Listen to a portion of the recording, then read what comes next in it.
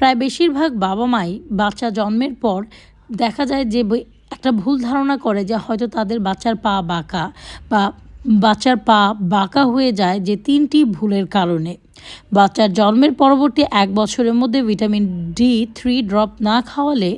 Number 2, দেখা যায় যে বাচ্চার 7 থেকে 8 মাস বয়সের আগে বাচ্চাকে বারবার নিজের পায়ে দাঁড় করালে, অনেক সময় বাচ্চার বয়স হয়নি তার আগে বাচ্চাকে বারবার দাঁড় করায়, যার কারণে বাচ্চার পা বাঁকা হয়ে যেতে পারে। আর নাম্বার 3 হলো গিয়ে বাচ্চার পা বাঁকা থাকা সত্ত্বেও ভালো করে তেল মালিশ না করলে। যদি অনেক সময় দেখা যায় যে বাচ্চা মায়ের গর্ভে জন্ম নিয়ে আসে, কারণ বাচ্চারা পুরো হাত পা গুটে মার গর্ভে থাকে, অনেক সময় ওইভাবেই সন্তান বেড়ে ওঠে। কিন্তু শরীর যদি ভালোভাবে তেল মালিশ বা ম্যাসাজ করা হয়, আস্তে আস্তে এই জিনিসগুলো ঠিক হয়ে যায়। তাই ভয় না পেয়ে নিয়ম মেনে কাজগুলো করলে